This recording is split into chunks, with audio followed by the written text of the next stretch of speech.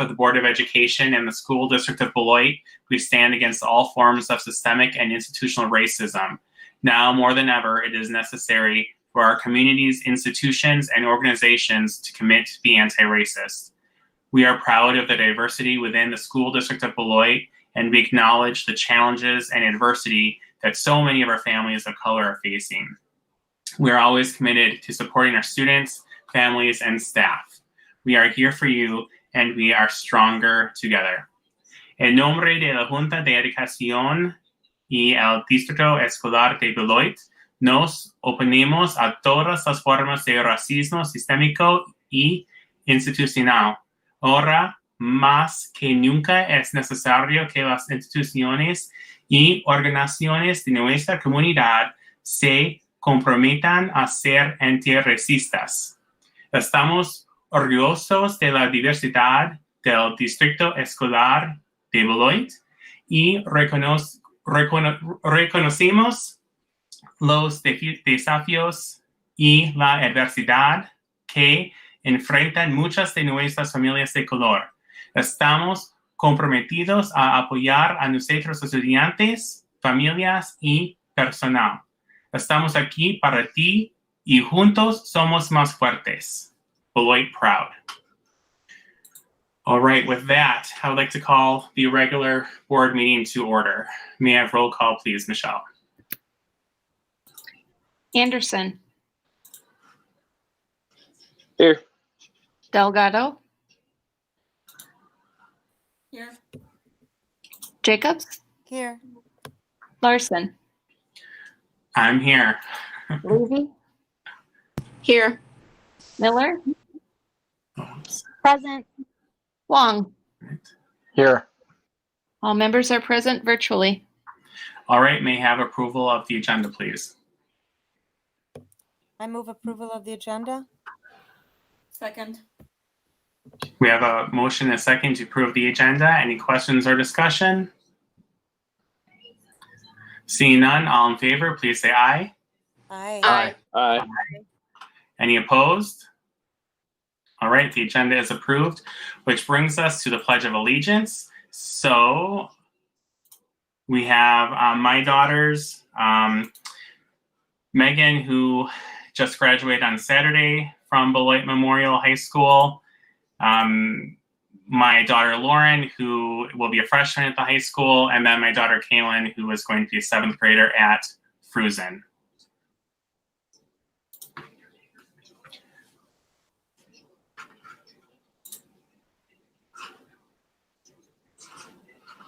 Come on.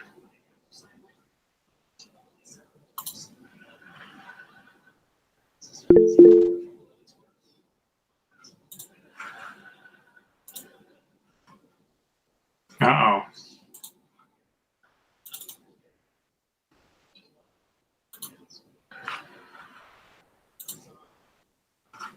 Maybe.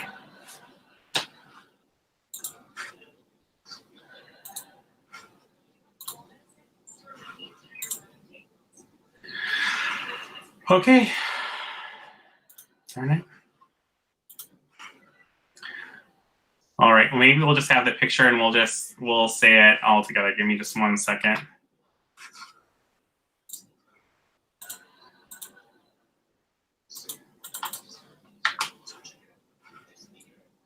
All right. I pledge allegiance to the flag, of the United States of America. and to the the republic for which which it stands, one one nation, under under God, God, indivisible, indivisible, with liberty and justice for all. for all. I can't wait until we can have our babies in front of us doing it. It's the best part of the meetings in most cases. All right, so did I stop sharing my screen? Yes. Okay, thank you. All right, so we have a summer school update, and that's going to be Peggy. Do we have public comment, Kyle? Oh, I'm sorry. Yes, thanks, John. Do we have public comment, Michelle? No, I have no emails for public comment. Okay, thank you. Thanks for checking, John.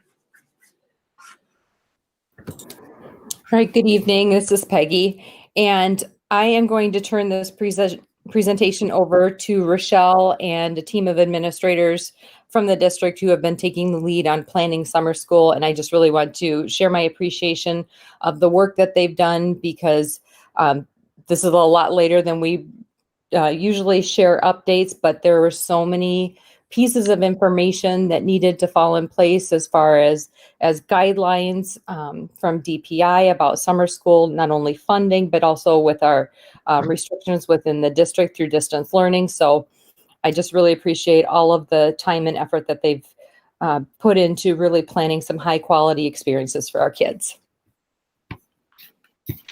Good evening. This is Rochelle Elliott. Are you able to hear me? Yes.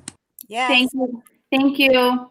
So I am going to open up the summer school presentation.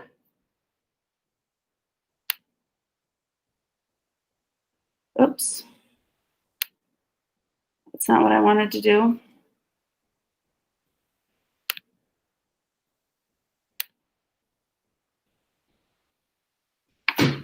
Okay, can everyone see the PowerPoint that says Virtual Summer School Planning 2020? Yes. Yes, ma'am. Yes. Thank you. So on May 12th, we got some guidance from DPI that they made some emergency rules that we were allowed to have distance learning.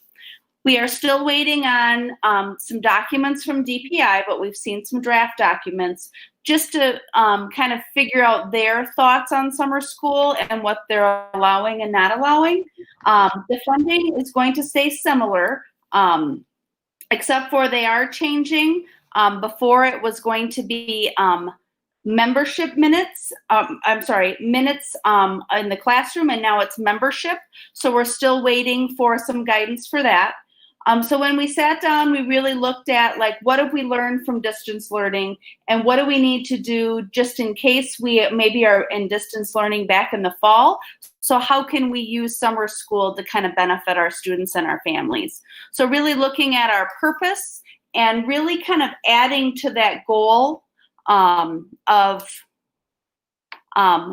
working with families and trying to figure out a good digital platform for families. So those were the similar goals we had when Melody and I met with you before. We just added the digital platform goals. Yeah. Summer school, because we're virtual, we went to 6 weeks with 2 hours of instruction. We have 3 sessions that we're looking at, June 15th to 26th with a week off for intermediate and elementary. Session 2 is July 6th to 17th with a week off, and then session 3, July 27th to August 7th. BMHS and BLA will be together under one umbrella, and that will be 8 weeks, which is 2 more weeks than we had last year. Coursework to graduate completed by July 24th, and no school on the 3rd and the 6th.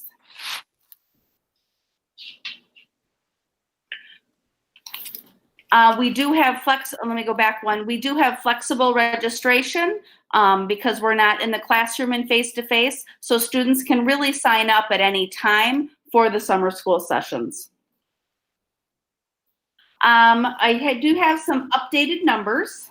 Right now for elementary, on Friday we were at 101, and currently we have 124 students signed up for summer school. That is a difference. Last year we had 773 when we were face-to-face and in the building. So you can see the breakdown of the different grades and schools that the students have signed up from. Intermediate, we ironically are also at exactly 124 students registered. We had 554 in the previous year when we were face-to-face and in the building. So you can see the grades of the students who have signed up and the schools that they attend. And for high school, we have quite a difference in numbers. As of today, we have 428 students that have registered. And last year we had 443 registered. So we are pretty similar in the numbers that we had last year attending the building. I also included earlier in the week when we were registering students that you can see that English is one of the top areas that students are primarily doing credit recovery, along with math, science, social studies. And we do have some initial credit options for Phi-Ed. When we're looking at the dual language immersion numbers, currently we're at 116 who are enrolled. And Tony Bosco has worked real hard to kind of listen to families' concern about dual language, and it's hard to learn Spanish, kind of in that distance learning. So really looking at what kind of programming are we doing and how could we change that for summer. We've got fabulous Melody Wirgo on with us as well, and I'm going to have her talk a little bit about the elementary programming that we are working through. Hi, it's Melody. We have worked with Meredith and Kelly and Karen from the curriculum department, and we have they designed, I would say, more of a holistic approach to units.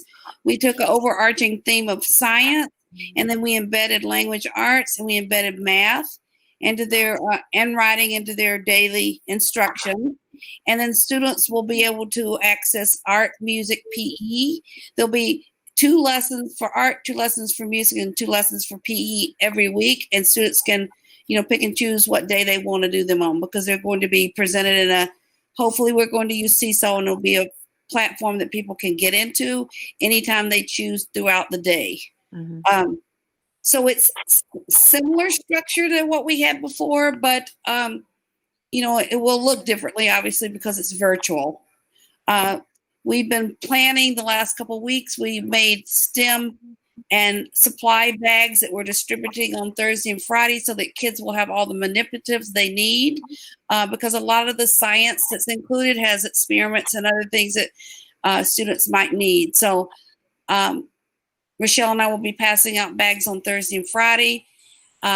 We sent to the copy center as many things as we thought they needed as far as just resources to have hands-on materials as reading, math, so that the lessons will be pushed out virtually, but some of the stuff they can just get the information from the teachers, and then there's practice activities and things that they can do throughout the day when it's convenient for their families. So that's where we are at the elementary at this point. We have all of our teachers hired. They're ready to go. We have training on Thursday. So, thank you, Melody. Mm-hmm. And then we have Joe Rydock and Michelle Hendricks-Nora, who've worked really hard to really work with their staff to create some enticing courses that would really get middle schoolers interested. And really kind of bring them along. Do they want to take summer school? No, not if it's math or reading, but, how can we use a standards-based to create something enticing that they would like to take? So if Michelle or Joe are on and want to speak about those courses. Hi, I'm Joe Vrydox, one of the summer school principals for the intermediate level. A few things that Melody said apply to us. Serving 5 grade levels, 2 of them, 4th and 5th grade, are under the framework that Melody described for elementary. Then 6, 7, 8 are slightly different. We're going to be offering 1 core for them that's required and 2 electives. And if you've had a chance to look at any of the title offerings, as you see there, they all sound, I think, pretty catchy, pretty fun.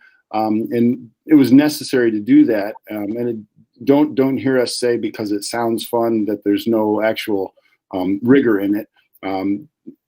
Especially the core classes will be based on content standards for the grade level, but framed within an enrichment, fun approach. We just didn't think there was any sell to offering kids, 2 hours in front of a computer without something that sounded catchy, fun, and interesting. You guys want to do math, or do you want to do Math Quest, Solve, Escape, and Create. It's a different sell. So that's what we were looking for. And since we've got the course offerings out, registration has increased. So it is working. And I still expect those numbers to go up. I think that's about all I've got. Michelle, do you have anything you want to add? No, we just kind of got to separate it again. We have all our staff hired as well, and we will have our PD on Thursday. As well for students, kind of office hours. Teachers will have office hours like we did before, but we also are going to be flexible so students can work throughout the day or even in the evening if they need to, just like we did for distance learning. So.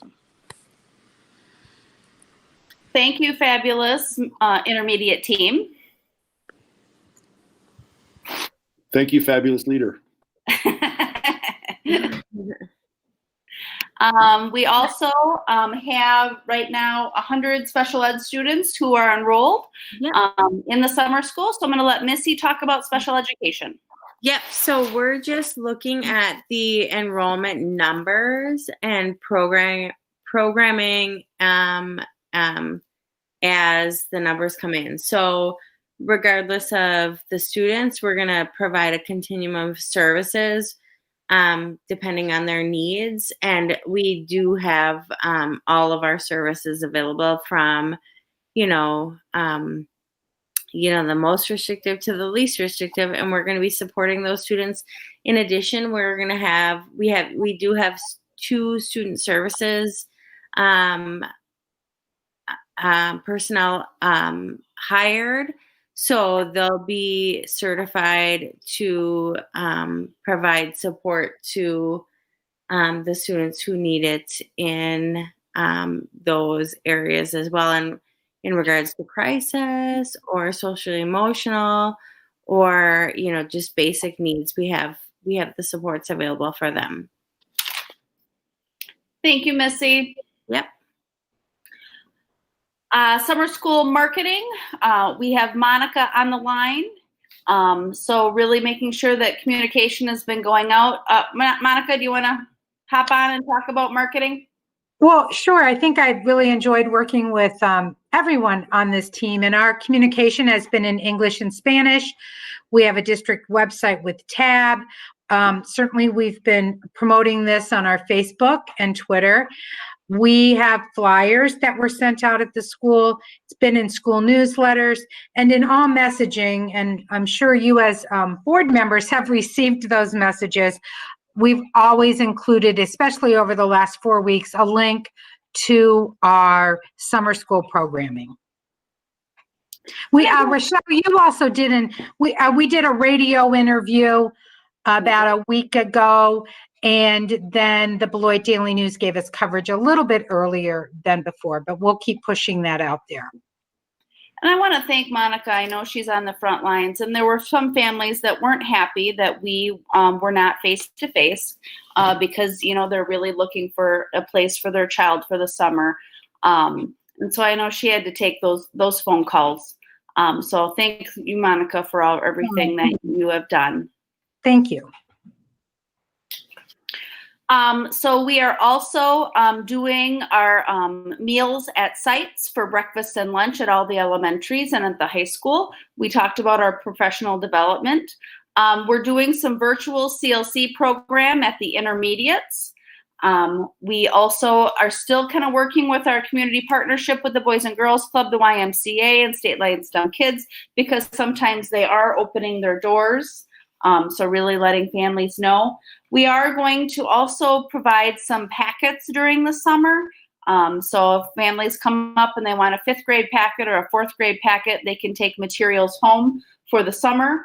We're also, we've got some internet hotspots that are coming for families who have that technology is a barrier, with priorities going to seniors and students that need that credit recovery, getting those hotspots to them for the internet piece. Rochelle, I don't need to interrupt you, but this is Peg. I'm going to hop in. Excuse me, on that last slide. We have CLC at the intermediate level, and then Todd Elementary also has a CLC program that we're being able to, and Melody, you can feel free to share more details if you'd like, but it's not just for Todd students. We can have up to 49% of the students being from other schools other than Todd. I apologize for missing that. No, that's okay. And the only thing I was going to say is that I think we're structuring the program a little bit different because we're going to provide the CLC programming every day that we're actually in summer school. So there'll be 6 weeks of CLC programming, and they're working really hard to do things that just teaching kids fun activities that they can do during the summer months, and hopefully they can do some of them outside. So there's a team of 4 teachers that are working. Mrs. Fuentes and her team are working planning, and they should be ready to roll next week as well. So, and if Michelle is still on the line, do you want to talk about McNeil? Yep. So McNeil and Fruzen were both offering CLC summer school, one for the east side, one for the west side. So we can offer it also to Aldrich and Cunningham. But we will be offering CLC programming in the weeks there is no summer school. So in those off weeks in between, we'll be offering those and trying to get a lot of hands-on activities. And I think we have a team of like 4 or 5 teachers as well doing activities throughout the week.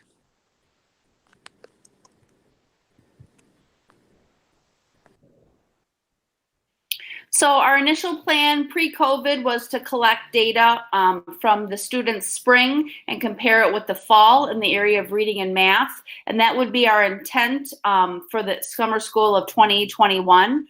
This, because we don't have the spring data, the data that we are going to collect is the documentation of credit recovery in all of the subject areas, how many credits that high school, BMHS and BLA have earned, as well as our percentage of participation through attendance.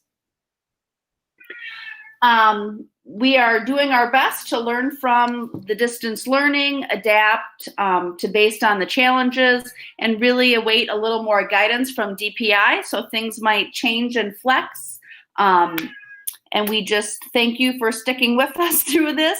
And putting this summer school together. It definitely has been a big team effort to bring everything together. So questions or clarifications from board members?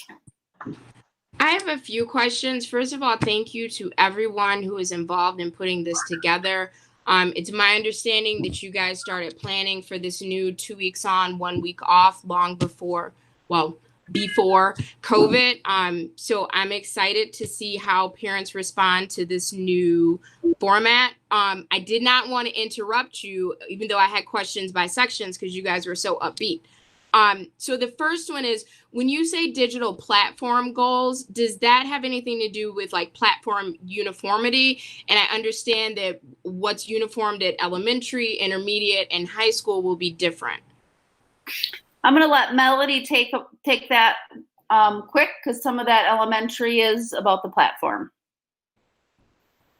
We've had a lot of discussion, Mrs. Levy, about the best platform to use for elementary age students. And so working with Brett Berg, we're going to everyone's going to use Seesaw this summer. We understand that there was concerns with the distance learning in the spring that not everyone was using the same platform, and it made it difficult for some families to know exactly how to access all their resources. So we're going to almost in a way sort of pilot this Seesaw this summer to see how it works in case we have to come out again next year and determine whether that's the best resource for elementary. And then the 4th through 8s are going to all use Google Classroom, and they will be using the same type of format. They're getting some more training on that on Thursday as well. So. And the high school will be using mainly for credit recovery, Ingenuity, and Apex, and really have worked with the staff on, how do we use those platforms, still connecting with kids so they're getting that simultaneous instruction from teachers, but also then pushing them through at their own pace. The key is they need to get one course done before they start the next one, because that's how funding is. So maybe a student would take 2 weeks on a course or 3 weeks on a course, and then they can sign up for another one. So I think we're really working through the Apex and Ingenuity platforms for kids at the high school. Perfect, thank you. And then I know that if students registered early for summer school, the offerings were not shown to us. Do we need to go back and do anything different? If we registered early and the offerings weren't available, now that offerings are available, how will that process work? So we're getting with our summer school secretaries to send out the course offering Google form to the students who are pre-registered or already registered. So that should be coming in the inbox by at least tomorrow so they can register for their classes, pick their choices. And the students will stay in the same classes all summer for intermediate for each session. Perfect. Thank you, Ms. Nora. And then my final question is about hotspots. Is that something we're partnering with the Beloit Public Library on, or is that a separate initiative that we have? I can talk a little bit about the hotspots. Right now, what is being deployed today is, as I mentioned earlier, the access points outside. We have had hotspots on order since end of April. We are waiting for them to arrive in. I believe that we may have received a couple today, actually, and it is a partnership with US Cellular that we're trying to work on. So we will start looking at what we have available as we continue to get them in, and I can take an inventory of what we are receiving as soon as we get those and find out where they are in need for those students. Do you know how many were ordered? How many of the mobile hotspots? I know 26 were our first order. I do believe we had a second order, and I'm not positive on that number right now. Thank you. Was there any feedback from the students that was given, or I know there was a survey done, the student survey.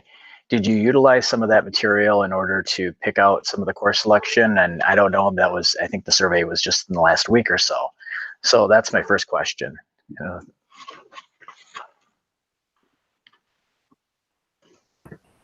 I'll hop in a little bit here. I think, John, with those being more of a survey geared toward the distance learning, that the timing in which that information came in, the high school planning team has been planning course offerings for quite some time. And one of the things that's quite different about the high school portion is there's a significant amount that's credit recovery. So that's pretty fixed. And the platforms that we use, the learning systems that we use to deliver credit recovery are fixed and wouldn't necessarily impact course offerings. Okay. Second question. I mean, the numbers are significantly down. You're talking 25% from previous years at the elementary and intermediate level. And I know you're doing a lot of stuff electronically. I mean, you got less than a week to go, is my understanding, on June 15th before you start. I mean, that's a big gap to make up. I mean, can you give some rationale behind that? And what else are you doing? I mean, is it a matter of phone calls, or how do you attract more people into the program? I think this is Rochelle. I think the distance learning has sometimes been hard on families. And I'm going to talk for myself. I'm not signing my own child up for summer school. You know, I kind of had decided that we're not going to do that. And so other families are also kind of following suit, that the spring has been tough. If she was going to go into a building, absolutely. But, you know, I think this distance learning is sometimes a hard sell. Monica can talk a little bit about some of the phone calls that she's gotten for families if she wants to. And I also think our building principals would have some perspective too from feedback from their families. This is Melody. The only thing that I would say, particularly at the elementary, is that obviously summer school in the past is a service for families because students are able to come into the building. So for working families, it's a place for the kids to be. And we've always offered extended programming. And now I'm just being very transparent. It's more work for the families. We're not really providing as much of a service for them other than we're giving them resources, but we're not able to provide that place for their children to be where if they're working families, they don't have a spot to just leave their children. And so if they're having to put their children in some kind of daycare or other places at the elementary level, they don't feel that they have the time to do the distance learning with them if they're working families. So, and as Rochelle said, I think it's been stressful for our working families this spring. And so the feedback I've gotten from some parents is that they just feel like they need a little break. But to answer your other question, yes, we are still calling people and we're still sending out messages to families that this opportunity is still available. And even encouraging them, if they don't want to do the first 2 weeks, they can sign up for the second 2 weeks or the third 2 weeks. It doesn't have to be an all or nothing at the elementary or the intermediate. So. This is Peg again. I would like to add, I know Rochelle touched on a lot of the ways that they're communicating information, and Monica did as well. The week of the 15th, when we're but when we have our student belonging pickups at the buildings, I think we have a flyer or a half sheet that's going home with those with students to make just another push for summer school and make sure that they're aware of their ability to still sign up. The only other thing I would say, John, this is Melody again, is that we really monitor the number of students that have enrolled. And so we have a much smaller staff at the elementary. And then we have people that are willing to still work for elementary. And if our numbers increase, we have told them that we can hire them, but we don't want to overstaff at this point because we were anticipating that our numbers would not be as high as they normally are. So currently, we have 2 teachers at each grade level at the elementary for the whole district, plus 2 DLI teachers, 1 for K1 and 1 for 2-3. So our staffing is much less than it has been in the past. Thank you so much for all that information and all your hard work. To go back to some of the questions about the hotspots, do you guys already have kind of a plan on where you might place some of them? The hotspots that have been ordered are like individual hotspots that would be provided to families. They're not necessarily, centrally located at this point. They are more personal, that we would be paying U.S. Cellular in partnership for that monthly access. And what we had tried to do in the beginning is look at those families that maybe have multiple siblings in their household that can share that access if they're limited to their access. We've also, continued to partner with the state on providers that are offering forgiveness on outstanding balances on accounts to offer free internet. These hotspots are very much a very hot commodity, and they are very difficult to come by. Our first order was limited to 26, as we could not even get someone to quote us more than that amount. So we continue to look at what our options are, but we have to be planning strategically in how we're going to place those and get the most bang for the buck of how many kids we can get access to. The new access points outside of all of our buildings that provide the Wi-Fi access at every school site outside of the building between the hours of 6 a.m. and 10 p.m. Sunday through Saturday, I think will be a huge benefit as well to our families and community. To provide that access when they are limited, and they can use any device whatsoever to connect to that. So we are trying to bridge some of those barriers and get that assistance. The library also has put their access points outside. I think they unveiled theirs last Friday. So I think everybody's starting to get their orders in that they have put in over time. So we do want to develop a plan, but we are going to have to look at each situation to see where we can best utilize those access points and continue to wait for more. I do not think that 26 necessarily is going to service all our families and needs, but we need to make sure that those students that are trying to enroll and participate in summer school obviously are going to need that access more at this point now that we've finished the school year. And I'd just like to add that from an instructional standpoint, when we're looking at making those difficult decisions of how to distribute these resources, that a high priority is our students who are in the high school with credit recovery.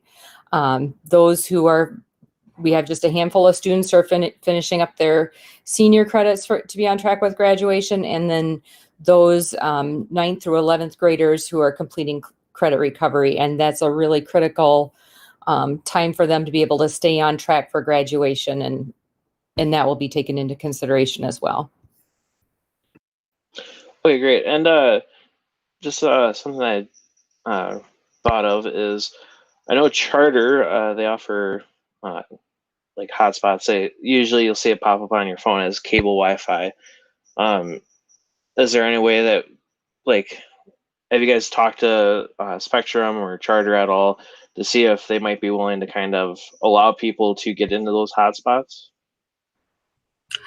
Charter is one of those listed sites that the state has sponsored.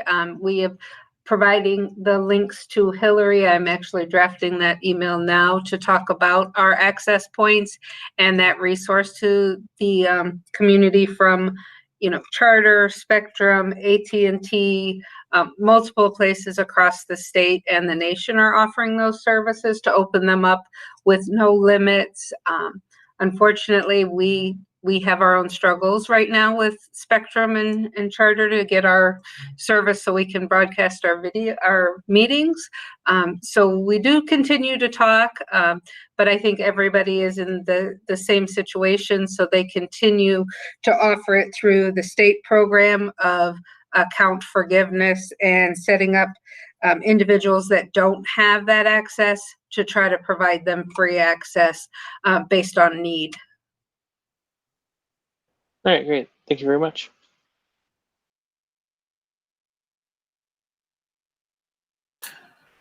Are there any other questions or comments? All right, thank you very much for this update and what's happening with summer school. And again, I apologize for running so late, and thank you for staying on with us and waiting so long to do this presentation. All right. So this brings us to the superintendent's report. So Sue, you're up. Okay, thank you. I would just like to give an update on the planning that we are all doing right now for the startup for the school year in the fall.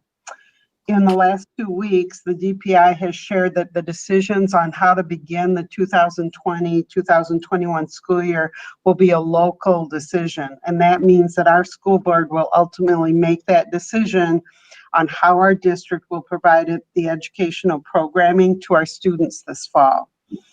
And we will have to follow the guidance and direction, including any restrictions from the Rock County Health Department.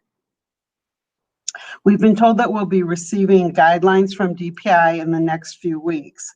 As a cabinet, we have been reading other guides from other states. The Maryland guide, if that's one that you would like to, you can find it online. It's a lengthy document, but it would give you an idea of all of the different components that have to be considered for startup in a school year under the current conditions.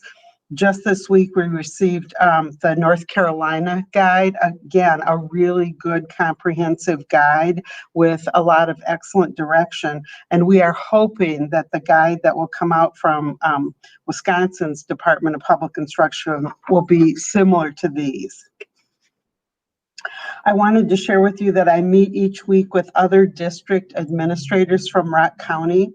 And when we heard that the approach from DPI is to leave the directions on how to open the schools in the fall to the local level, we imagined there would be well over 400 different scenarios out there on what the school districts could do. And we said, we really, and you have to follow your county health department guidelines.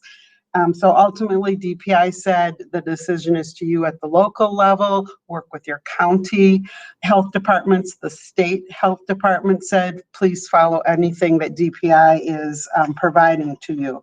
So we said we really have to stick together as a group of Rock County public school districts, because we're all going to be following and be in accordance with what the Rock County Health Department is saying. So as a group, we decided that we would invite the Rock County Health Department representatives into our weekly meetings, and we meet every week for about 2 hours. And we have that Rock County Health Department representative guiding our discussions, helping us navigate decisions that we have to make regarding the opening of the school year.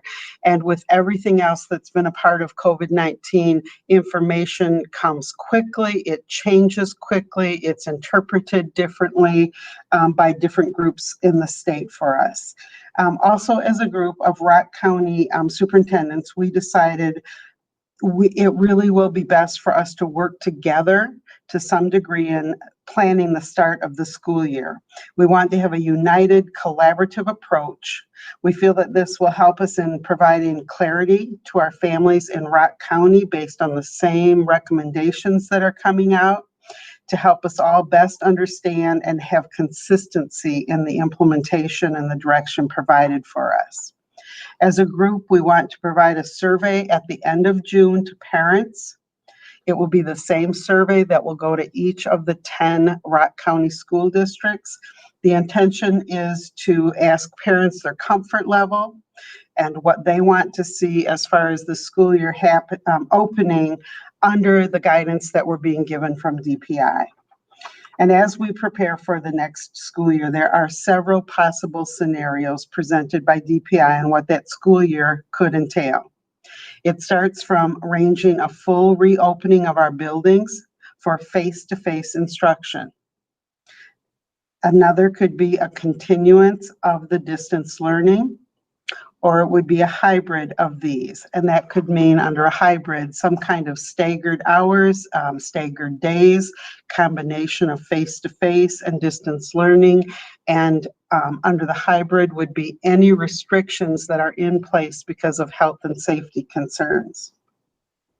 This week, the cabinet and I are conducting discussions with teachers in the BEA to get their input into the different scenarios. We are hearing from teachers at each level, the elementary, the intermediate, and then the high school and BLA, on the needs and the considerations for our students, their families, and for teachers and staff for each of the possible scenarios.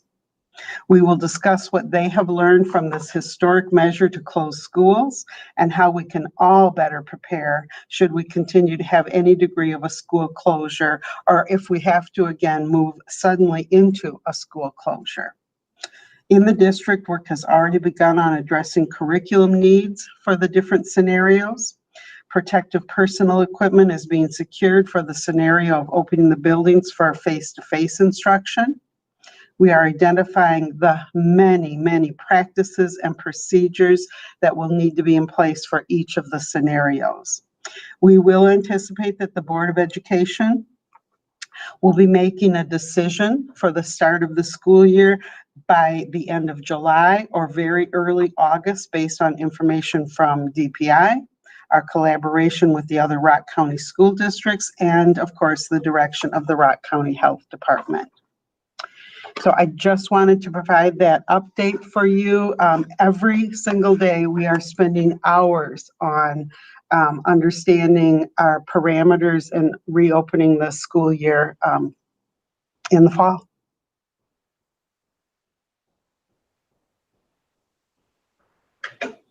All right, thank you very much. Are there any questions for Sue regarding what she spoke about? I do have a question. Thank you, Sue, for that great report that you just gave. I have a question regarding the full entry. With all the surveys that you have done, for parents and the kids and everywhere, is there a possibility that maybe the platform or the way that things are being done, if we were to still continue to be with doing the distant learning, that it would change somewhat based on recommendations from either parents or students for the fall semester? Yes, absolutely. We all learned a lot about distance learning, and we may have a degree of distance learning. It may be one of the options for families in the fall. It may be what we have to do. So we are listening to the teachers. We are taking into consideration what the students, the families have shared with us already about our distance learning, and we are really moving forward to make it a better situation, given this time over the summer that we have to work on that. Thank you. Obviously, it has been a learning experience for everyone. I don't think we have ever gone through this in our lives before. And just a thought about, the hybrid plan you were talking about, maybe doing like alternating and that kind of stuff. I know, because I've spoken with parents, and there's always those that are very fearful of allowing their kids to come back to school. And then you have those that, they need that. They need the school to be open. Is there any possibility that maybe we would have both, not actually like alternating, but, for those that don't feel comfortable coming back to school, maybe a possibility of, doing just continuing the distant learning. And then for those that do feel comfortable, to continue to assist, in a live class? Yes, Maria, it sounds like that is absolutely one of the things that the district will have to prepare for. And that's what this survey that will come out from all of the Rock County districts would be asking parents that comfort level and what they would prefer.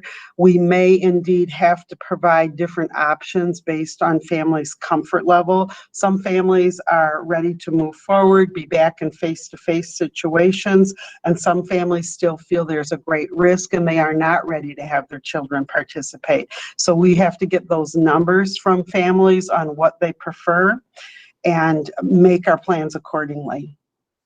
Fantastic. Thank you, Sue. Mm-hmm. All right, is there anything else? All right. So, actually, I do. Sue, is there? It was brought up before about potentially like advisory committees or stuff like that made up of students. Has there been any more? Maybe I'm spaced out on it. I don't know if that was brought up at all or thought about. Well, we're getting the information back on the student surveys, and we want to take a look at that. And then I think we'll just move forward on what other input we're going to need to make certain decisions along the way. Through all of this, we are also still watching for that guidance from DPI, what's going to be allowed, what isn't going to be allowed per our health department. But we certainly want the voice of our students to help with decisions as we move forward. Kyle, I have a question as well. Go ahead. Hey, Sue, it's Stephanie. When Maria had asked about the possibility of families doing or us doing the hybrid, I'm just trying to visualize that. Would that be where kids would come to school, as usual, all day, but yet we'd also provide learning to families that were not comfortable sending their kids? That could be one of the scenarios under that hybrid. The state is, sharing with us so many different scenarios under that hybrid, meaning that they have 100% return to one model, or one part of the scenario would be 100% returning to face-to-face instruction in our buildings, or 100% distance learning continuation. And that hybrid is so many possible scenarios. And it will be based on what parents are comfortable with, what the guidance from DPI includes, which we don't have yet, what the county is saying the condition of Rock County will be with numbers of cases, and what where we're at in the phases to return to normal operations. So there are many scenarios. We are just looking at all the options that are out there. Some may not be appropriate for our district, the size of our district, issues with busing, all kinds of things. Some might work better with a much smaller district. We are looking at all the options that are out there, and we really don't know where things are going to land, which is why we're doing all of this work in June to be ready for direction that we're provided. Okay, thank you. Yeah, I know it doesn't sound real clear. It's a little. No, I was no, I was just trying to visualize being a classroom teacher and teaching all day, and then being asked to do distance learning with other students as well, how that would work. Under that kind of a scenario, and we've begun those discussions with our teachers as well. If, let's say, one building had 3 second grade teachers, and out of that building, those second grade students, we had the numbers of 2 classrooms that wanted to return, and the number of closer to 1 classroom who wanted to remain on a distance learning. We would probably work with that team to make decisions. Who will be providing the face-to-face instruction? Who would be providing the distance learning? So it might not be your same teacher that you were assigned to, because that's how we would have to use staff. I can't envision either that any districts would have a teacher provide both face-to-face and distance learning. That expectation would be unrealistic. Okay, We may, yes. yeah, you know, and it's like, so we're looking at all these possible options that would fit under hybrid model. Okay. Yeah, and I thank you, because I love the example you just gave me. Thank you. Okay.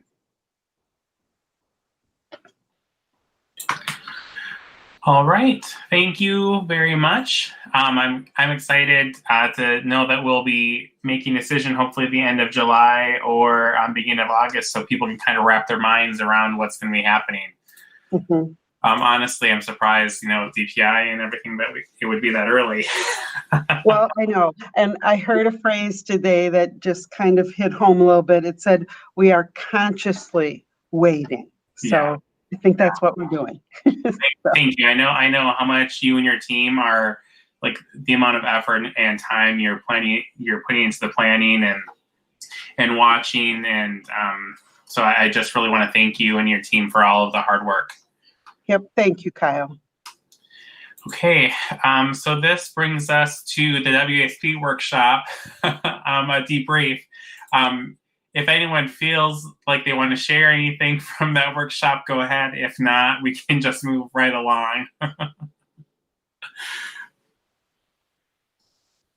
Okay, I don't see anyone unmuting, so I'm going to take that as no one really has anything they want to share about it. Brings us to the naming of the natatorium. So the board received in writing a request to consider naming the natatorium after Coach Vogel, who is retiring. And so the policy says that when the board receives requests in writing, we can decide to form a committee. I attached policies here, as well as the written request. So we can decide to form a committee who would then make a recommendation whether or not to name the natatorium after Coach Vogel.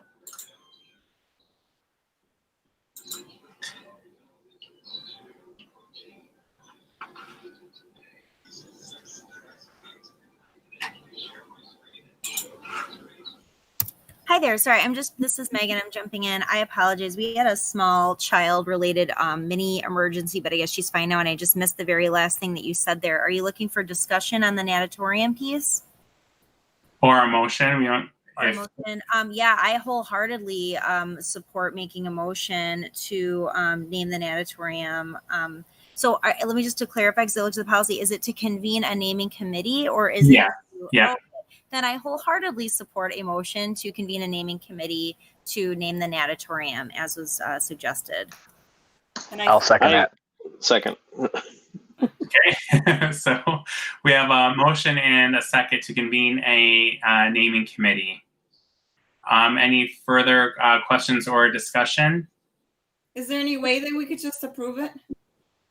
Policy, my interpretation of policy says that the process is to form a naming committee.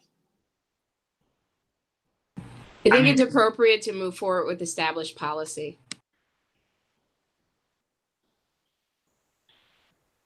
And just a question on that, how is the committee going to be selected? Policy, okay.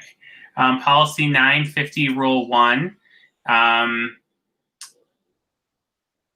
shows there's a specific composition of that committee. So 2 members of the board appointed by me, 1 building level administrator, oh my gosh, I can't even do it anymore. 1 building level administrator of a facility. Like Mrs. Pels would be, no one from the high school could be on that committee.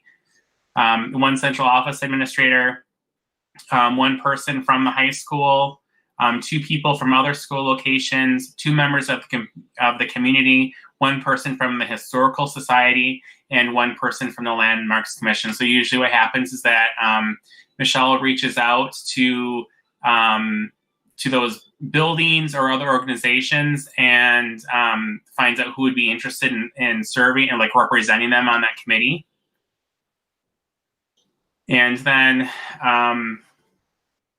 we have it then the 23rd, like as we were planning, that if this motion was approved, that we would work on appointing people for that committee on the 23rd.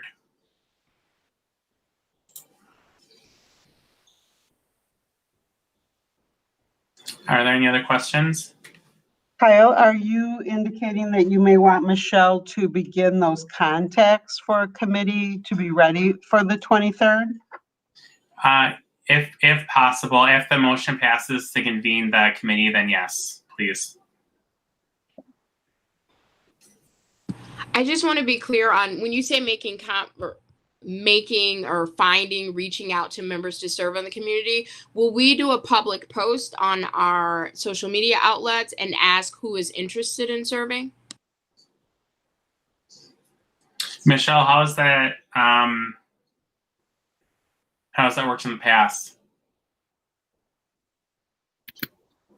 We usually have done a combination of both.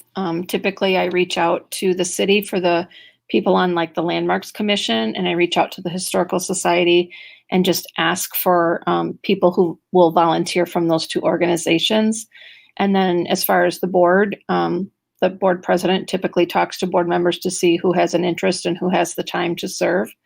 And then for the representation from the different buildings, it's just kind of a matter of seeing who's interested. And then from the community, we usually reach out either through social media or through a post on the board website or through the newspaper, sometimes word of mouth also, just to kind of get a feel for who might be interested in serving on it. Sometimes we go back to old lists of people that have served previously to ask if people would like to serve again. We've had a variety of naming committees in the last 10 years. So we try to reach out and get a combination of, people from different areas of the community to see if they're interested in serving again. Board members can make suggestions. We've kind of done it all kinds of ways to try to get a nice variety of people to serve. And if there's more interest than there are spots, who would make the decision of the final list of people who are on the committee? That would be up to the board to decide. And the meetings are open to the public. So if the public is interested in listening, they certainly can attend those meetings. They would be posted just like any other board meeting.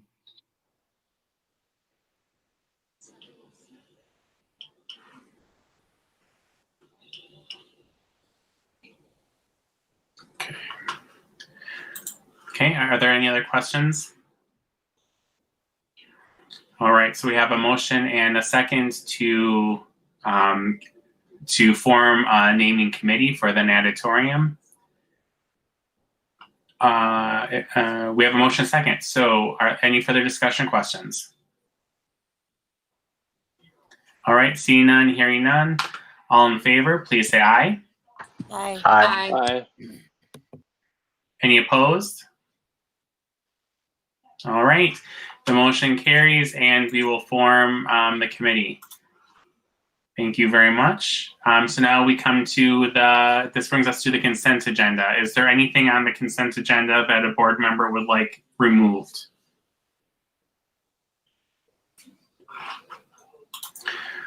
All right, hearing nothing, seeing nothing, is there a motion for approval of the consent agenda? So moved. Is there a second? Second. We have a motion and a second to approve the consent agenda. Any further discussion? Yes, Michelle, can you correct me if I'm wrong? I think they have to make the motion to pass the resolution for the Apple refresh for the MacBooks. I don't know that it can just be consent. There's actually a motion for the resolution. Yes, we probably should do a roll call for the resolution because resolutions need roll call. They could make the motion for the actual refresh could be done as part of the consent, but then we should take a separate motion for the resolution and do a roll call on that. Okay, so the way it is now is fine, and then we will just do a separate one for the resolution. Thank you. Is that correct, Michelle? I think that would work fine. Because the refresh is fine to do, but then the actual resolution itself would need the reading of the title of the resolution and then a roll call vote. All right. I think we've done more resolutions in the last few weeks than I think we have in the 2 years I was on the board. All right. Any other questions or discussion regarding the consent agenda? All right. All in favor, please say aye. Aye. Aye. Aye. Aye. Aye. Any opposed? All right, the consent agenda is approved.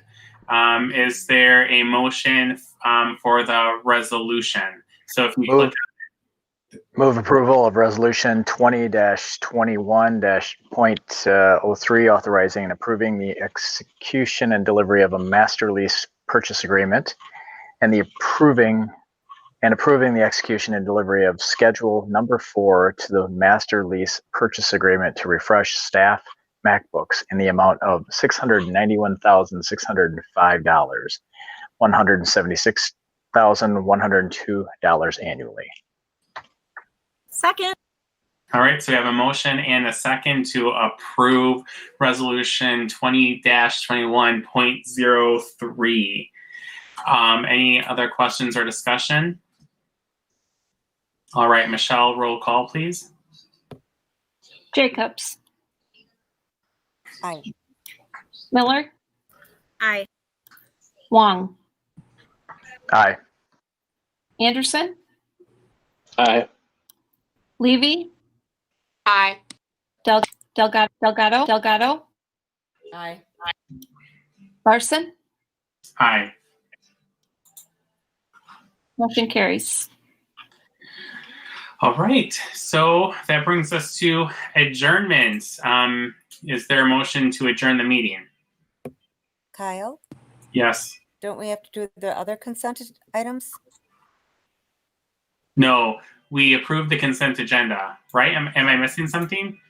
We approved the consent agenda, but we had to act on the resolution separately. Okay, sorry. Didn't mean to be confusing. No, that's okay. It's It's late. no, thanks for double checking.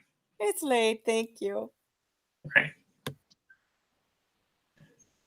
So do we have a motion to adjourn the meeting? So moved.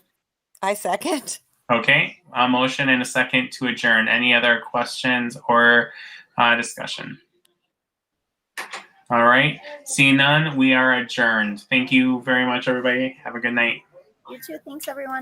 Thank you. Good night. Good night.